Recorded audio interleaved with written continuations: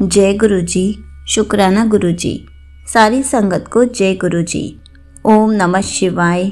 शिव जी सदा सहाय। ओम नमः शिवाय। गुरु जी सदा सहाय। शिव पुराण श्री शतरुद्र संहिता 10वां अध्याय। नृसिंह लीला वर्णन। नंदीश्वर बोले, हे प्रभु, शार्दूल नामक भगवान शिव के अवतार के बारे में मैं तुम्हें बताता हूँ। कल्याणकारी भगवान शिव ने एक बार अग्नि के समान जलते हुए शरभ रूप को भी धारण किया था। वैसे तो भगवान शिव अपने भक्तों की रक्षा करने और उनका कल्याण करने हेतु अनेक अवतार धारण करते हैं, जिनकी गणना करना असंभव है। एक बार अपने द्वारपालों जय विजय को दिए गए शाप के कारण वे दोनों दिति पुत्र कश्यप जी के पुत्रों के रूप में उत्पन्न हुए। पहला पुत्र हिरण्याकशिपु और दूसरा हिरण्याक्ष रूप में विख्यात हुआ। इन दोनों ने घोर तपस्या करके ब्रह्मा जी से वरदान प्राप्त कर लिया और पूरे संसार में उपद्रव करना आरंभ कर दिया। वे किसी से डरते नहीं थे और ऋषि मुनियों और देवताओं के शत्रु बनकर उन्हें सदैव नुकसान पहुंचाते थे।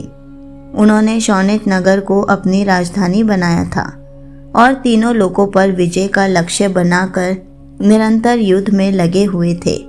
वे बहुत पापी और दुराचारी हो गए थे। इस प्रकार उनके पाप दिन प्रतिदिन बढ़ते ही जा रहे थे।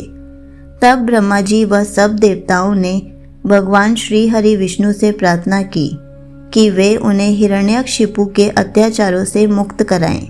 हिरण्याकशिपु ने अपने पुत्र प्रहलाद को भी मारने का प्रयत्न किया, क्योंकि प्रहलाद भगवान विष्णु का परम भक्त था और अपने पिता हिरण्याकशिपु को भी सदा विष्णु जी की शरण में जाने की सलाह देता था, जबकि हिरण्याकशिपु अपने आगे किसी को कुछ नहीं समझता था।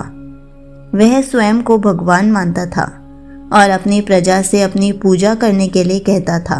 एक दिन हिरण्याकशिपु ने प्रहलाद को मार डालने के लिए उसे एक विशाल खंभे पर बांध दिया। भक्त वत्सल भगवान अपने भक्तों को कष्ट में देखकर सदा उनकी रक्षा करने के लिए आते हैं।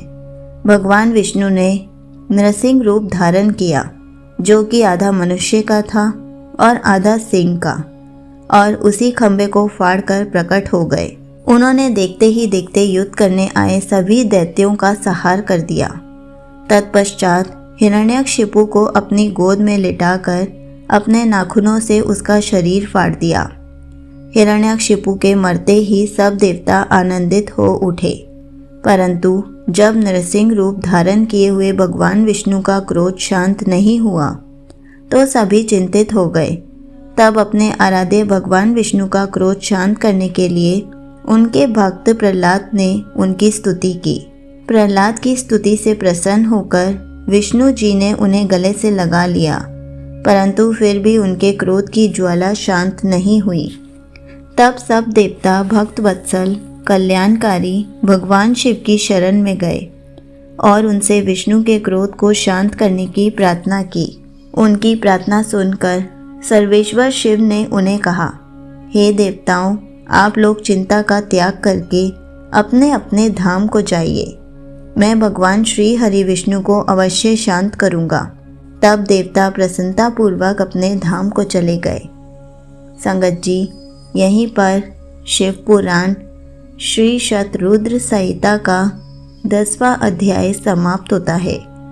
जय गुरु जी। शुक्राना गुरु जी।